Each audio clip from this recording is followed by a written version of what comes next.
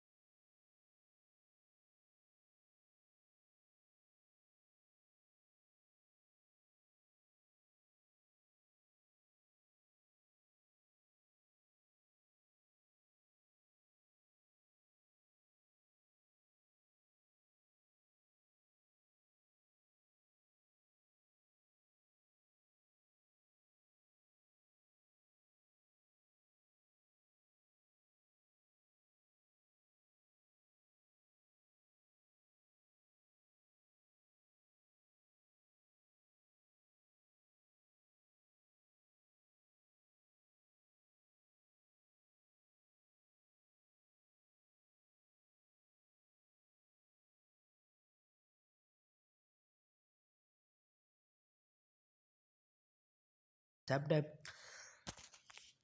अगर हम आगे जाएं हार्मोनल मैकेनिज्म की अगर बात करें, हार्मोनल मैकेनिज्म में क्या होता है, एल्डोस्टेरोन हार्मोन होता है जिसकी वजह से सोडियम जो है ना वो असेंडिंग लाइन और थिक लूप ऑफ हैंडले जो ऊपर जा रही होती है तो उधर से उसको क्या करता है, तो एक्टिवली अपटेक कर रही सोडियम को दोबारा जो है ना अपने गुर्दों की तरफ वापस दोबारा भेजा जाता है। तो ये भी हम देख चुके हैं। एड्रेनल जो है एल्डोस्टेरोन हार्मोन की वजह से होता है, और ये एड्रेनल कॉर्टेक्स से निकलता है एल्डोस्टेरोन हार्मोन, और ट्यूब्यूल पर अफेक्ट करता है और सोडियम वगैरह को क्या करता है, actively out of the flow, out of the loop of Henle लेके जाता है। और दूसरी जगह एक तो वो होती है मतलब डिसेंडिंग लूप ऑफ हैंडले में वाटर बह गया है, और अगर दूसरी जगह अगर रीअब्जॉर्प्शन ऑफ वाटर होती है तो वो क्या होती है, ये कलेक्टिंग ट्यूब्यूल्स में। तो इधर क्या होती है, ADH anti diuretic hormone, vasopressin hormone जो है वो निकलता है। तो ये कहाँ से निकलता है, बेसिकली पिचोटरी लोब से निकलता है, जो कि हमारे पास ब्रेन में हाइपोथैलेमस के साथ पिचोटरी ग्लैंड हमारे पास पाया जाता है, इससे निकलता है, जो कि जिसको हम मास्टर ग्लैंड भी कहते हैं। तो ये क्या करता है, इसका असर एक्टिवली होता है, एक्टिवली इधर सोडियम जो है वाटर वगैरह वो फिल्ट्रेट से डिस्टल ट्यूब्यूल्स से दोबारा जो है ना किडनी की तरफ वापस आ जाता है। मतलब जो डिसेंडिंग लूप ऑफ हैंडले थी उधर से वाटर जो है खुद ब खुद ओस्मोसिस से बाहर निकलता है, लेकिन जो कलेक्टिंग ट्यूब्यूल्स हैं उधर एडीएच के ज़रिए से जो है एक्टिवली जो है ना वो गुर्दों की तरफ भेजा जाता है। तो इस तरह जो हमारे पास वाटर और जो NaCl जो है इसको दोबारा रीअब्जॉर्ब किया जाता है, और ये जो 99.5% इस तरह मटेरियल को रीअब्जॉर्ब कर दिया जाता है, और सिर्फ वेस्ट प्रोडक्ट को ही आगे जाने दिया जाता है। तो इस तरह जो कंसंट्रेशन होती चली जाती है यूरिन की, और हमारे पास कंसंट्रेटेड यूरिन पैदा होता है। तो ये भी मेन फैक्टर है, जो कंसंट्रेशन हो रही है जो जो मेडुला की तरफ जा रहा है, तो ये भी हाइपोटोनिक यूरिन की एक काज है। इस तरह हमारे पास क्या है, हमारे पास नेफ्रॉन्स वो क्या है, एक एक्सक्रीटरी प्रोडक्ट है। हमारे पास जितनी वाटर वगैरह हमारे पास बॉडी में ज़्यादा है तो वह डाइल्यूट यूरिन पैदा करेंगे, वाटर बॉडी वाटर के मुताबिक ये जो यूरिनेशन प्रोड्यूस करेंगे। तो इस तरह जो है ना ये ओस्मो रेगुलेटरी आर्गन के तौर पर काम करते हैं और एक्सक्रीटरी आर्गन के तौर पर भी काम करते हैं, मतलब दोनों तरीके से ये काम करते हैं। एक एक्सक्रीशन तो होती ही होती है, और लेकिन ओस्मो रेगुलेशन भी होती है, वाटर के बैलेंस को भी ये बरकरार रखते हैं। तो ये ओस्मो रेगुलेटरी आर्गन के तौर पर भी काम करता है और एक्सक्रीटरी आर्गन के तौर पर भी काम करता है। ये MCQs के रेफरेंस से इम्पोर्टेंट पॉइंट है। आगे चलते हैं। आगे किडनी की प्रॉब्लम की अगर हम बात करें तो कई किस्म की किडनी प्रोड्यूस होती हैं, की डिजीज़ प्रोड्यूस होती हैं। नेफ्रॉन की ख़राबी हो सकती है, नेफ्रॉन के सेल्स ख़राब हो सकते हैं, चैनल्स की ख़राबी हो सकती है, हार्मोनल चेंजेस हो सकती हैं। और इसमें से अगर जो किडनी की अपैथी की बात करें तो वो क्या है, किडनी स्टोन्स। किडनी के अंदर वो स्टोन प्रोड्यूस हो जाते हैं। तो इससे क्या होता है, यूरिनरी ऑब्स्ट्रक्शन हो जाती है, यूरिनरी जो है पाथवे वो बंद हो जाता है, इन्फेक्शन हो जाती है, और ज़्यादा जो है ना कॉम्प्लिकेशन होती हैं। तो इनके अपने केमिकल नेचर्स के हर हर कई किस्म के स्टोन्स होते हैं, और हर एक की अपनी अपनी केमिकल नेचर होती है। कोई कैल्शियम फास्फेट का बना होता है, कोई अक्सालेट का बना हुआ होता है। इस तरह के कई किस्म के जो हमारे पास जो है ना स्टोन होते हैं। तो ये मेटाबॉलिक डिजीज़ में बनते हैं ज़्यादातर। कैल्सीमिया अगर हमारे पास हो जाती है, हमारे ब्लड में कैल्शियम की मिकदार ज़्यादा हो जाती है, या हाइपर ऑक्सोलोरिया, या मतलब हमारे जिस्म में ऑक्सलेट की मिकदार ज़्यादा हो जाती है, तो ये भी जो है ना कैल्शियम ऑक्सलेट के स्टोन बनते हैं। तो ऑक्सलेट हमारे पास वेजिटेबल और टमाटो वगैरह में पाए जाते हैं। तो जो गुर्दों का मरीज़ होता है उसको ये ज़्यादा यूज़ नहीं करने चाहिए। ज़्यादातर calcium oxalate type of stone बनते हैं, जो कि हमारे पास 70% बनते हैं। MCQs के रेफरेंस से इंपॉर्टेंट पॉइंट है। और कैल्शियम फास्फेट किस्म के टाइप्स हमारे पास 15% बनते हैं, और यूरिक एसिड के क्रिस्टल्स की सूरत में जो स्टोन बनता है वो 10% बनता है। तो ये 3 MCQs हमारे पास आ गए।